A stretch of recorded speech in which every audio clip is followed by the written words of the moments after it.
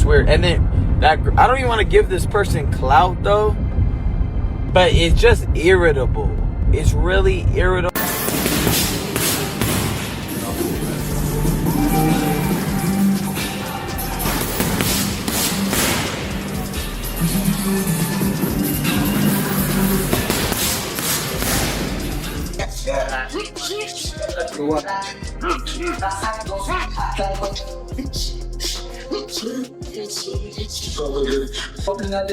We're gonna go to sleep in rounds 6 or 7. Are you excited?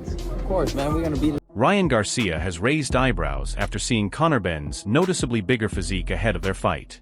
After watching the training footage, Garcia questioned whether the transformation was completely natural and suggested that something seemed unusual. His comments have added more tension to the build-up, creating even more controversy before the two fighters finally meet in the ring. You don't want to take no shortcuts. You don't want none of that. You want to keep trusting in the Lord every step of the way. Everything's going to get better, and it's going to be way more worth it than taking the shortcut route. Ryan Garcia is using this moment to send a strong message, suggesting he is already focused on dominating Conor Benn in the fight. His comments add more fuel to the growing tension, as the build-up turns into a battle of confidence, mind games, and psychological pressure before fight night. Spank him. Speaking That's of, what I was visualizing, just spanking him. is that what you were visualizing? Yeah. Like just on his bare ass with my hand. Conor Benn responds with full confidence, promising to bring non-stop pressure against Ryan Garcia. He looks to gain a mental advantage by questioning Ryan's ability to handle intense moments and presenting himself as the stronger and more aggressive fighter when the action gets heated. Yeah, I'll be front running. I can't wait to smash him front run like a rag doll. You know, I know he's going to want to look pretty in there, so I'm just going to go in there and mess up his hair. Queen Ryan. He's the only person I know who turns their back in a fight because they don't want to get hit. Don't hit me, don't hit me. Stop. I can't wait to bang him. Brian Bomac takes a more neutral approach, admitting he has not followed Conor Benn closely, but still recognizes him as a dangerous and capable fighter. However, discussions around Benn continue to include past controversies and questions that have followed him into this matchup. You know, that's funny because, man, you asked me that question, and I really don't know him. I've probably seen him fight one time, and I just heard in the media that he's failed 2-3 drug tests, and that was it. You know, I never really paid no attention to him because he's over here, right, and I'm over there. But you will be now. You'll have seen the first fight. I've seen the first fight, and he's a tough dude. Eddie Hearn gives a realistic assessment of Conor Benn's situation, admitting that while he is explosive and exciting to watch, facing elite-level competition at welterweight is a major challenge. The big question is whether Benn's power, durability, and ability to handle pressure will hold up against a more skilled and technical fighter like Ryan Garcia. I just feel like Ryan's just too sharp, you know, and I think there's a difference in levels between a Ryan Garcia and a Regis Prograis right now, you know what I mean? And I think if Ryan... Gareth A. Davies adds more concern to the matchup by pointing out that Conor Benn's struggles with weight could become a major factor against a powerful puncher like Ryan Garcia. The key question is whether Benn can handle the power and pressure, or if those weaknesses will be exposed when the fight gets intense. He struggled at the weight. He's going to struggle against Garcia, who is a massive puncher at welterweight with both left and right hooks, notably that left hook.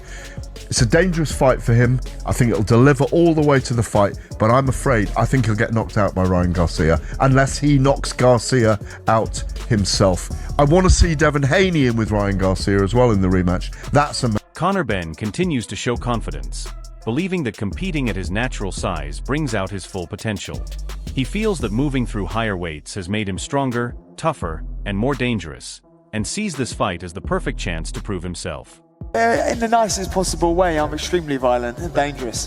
But ultimately, for me, you got to remember, I've been competing at a weight that's not my weight for the past 2-3 years. You know, fighting at 154, fighting at 160. It's not my weight. These are big guys that I've been mixing it with. So for me to fight somebody my own size for a change, it's exciting. And at the weight I'm most dangerous. Eddie Hearn adds more context to the matchup by highlighting the difference in experience and competition between the two fighters while still calling it an exciting fight for fans. However, he remains doubtful about Conor Benn's chances at welterweight, suggesting that Ryan Garcia's technical ability and style could create a difficult challenge. You know, in terms of that fight, I think it's a good fight. You know, I don't think it's a big fight in America. I think it's a big fight in the UK. Obviously, Ryan's a big star in America, Conor's not. Ryan's a bigger star in the UK than Conor is in America, and Conor's a big star in the UK. So, yeah, I don't think it's a fight that's going to do massive numbers, but I like the fight. I think it's exciting. I think at 147, Ryan's a big fight. I don't think Conor should be fighting at 147. I think, I like him up at 160 or up towards that weight class, but I don't see a way he beats Ryan Garcia at 147. Carl Froch has created a major debate by questioning Conor Benn's chances against Ryan Garcia. He argues that Benn has not yet defeated elite-level opposition and doubts the strength of his resume. The comments quickly spread through the boxing world, dividing fans between those who agree with Froch's criticism and those who believe Benn's confidence and unbeaten record should not be ignored. Conor Benn against Ryan Garcia, I think Conor Benn gets absolutely splattered. I've got to be honest, I don't think he's got a chance. He's not there yet, and I've said it before, and he gets the ump with me for saying it. But who's he beat? What's he done? Who's his biggest win? Chris Eubank. Yeah, but and who's the other kid he beat? Was it Algeria? Yeah, but he was 43 on Eubank, you can't say that's a big win. This guy finished Eubank years ago. And Adrien Broner gives a clear opinion on the matchup, favoring Ryan Garcia and pointing to his natural ability as a major advantage. He believes that when both fighters' skills are compared, Garcia has more tools to control the action.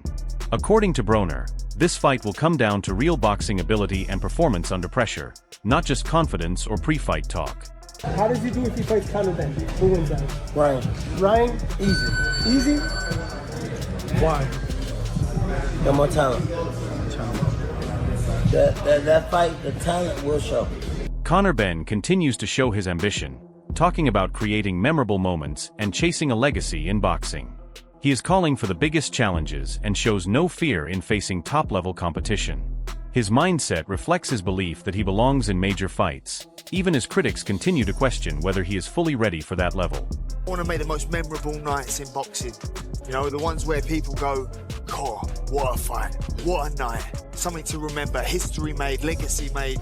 That's why I'm here, so whoever wants it can get it. That's who you are, I have no doubt about it. But I asked a very direct question. This is first thing. He don't know me that well yet. Who do you want?